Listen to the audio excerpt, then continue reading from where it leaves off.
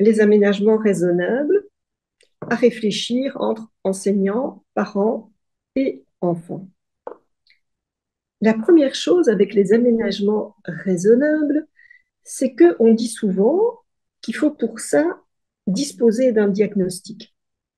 En fait, c'est un petit peu plus subtil que ça, c'est qu'il faut disposer de besoins spécifiques.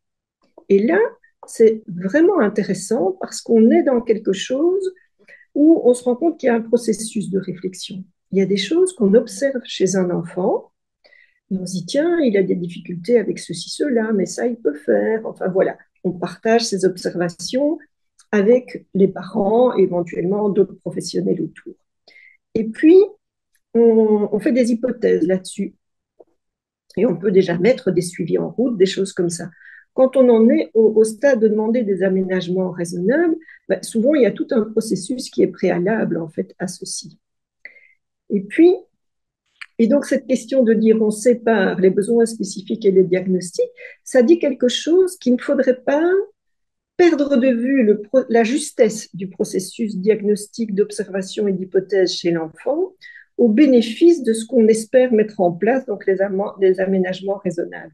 Il ne faudrait pas forcer le trait pour les obtenir, d'autant que ce n'est pas nécessaire. Si on décrit des besoins spécifiques de cet enfant-là, alors c'est suffisant pour obtenir les aménagements raisonnables. Et puis, ce qu'on a dit, c'est que c'était à penser entre enseignants, parents et enfants.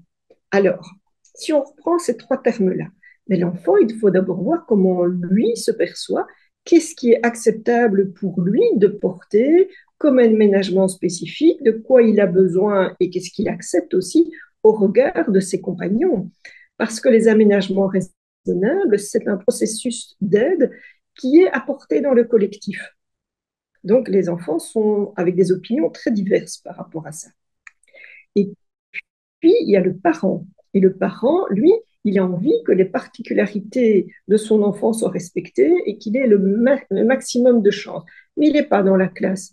Donc, ce n'est pas lui que tout le monde va voir, dont tout le monde va voir, qu'il reste un quart d'heure en plus ou qu'il a un casque sur les oreilles, enfin, je ne sais pas quoi. Ou qu'il doit prendre un médicament à midi. Et puis alors, il y a l'enseignant qui, lui, doit se débrouiller avec un enfant particulier à accompagner et avec un collectif classe. Alors ça pose différentes questions. D'abord, est-ce que c'est praticable?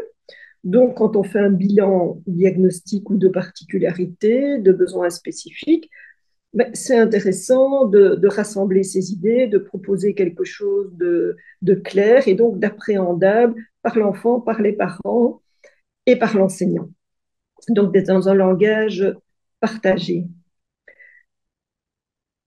C'est aussi une manière de dire, on parle d'enseignants, de parents et d'enfants, mais il y a en fait une communauté un peu plus large autour. Il y a tous les pôles territoriaux, il y a les PMS. Et donc, c'est comment ces aménagements, ben, ils viennent nourrir, documenter et aider, comment ils prennent part à un processus de soins.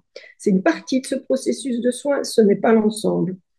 Et c'est vraiment intéressant que ce soit vraiment tissé par une rencontre. Donc, ces différents niveaux, puis peut-être aussi la logopède, ou la neuropsychologue, enfin des gens comme ça, la psychomotricienne.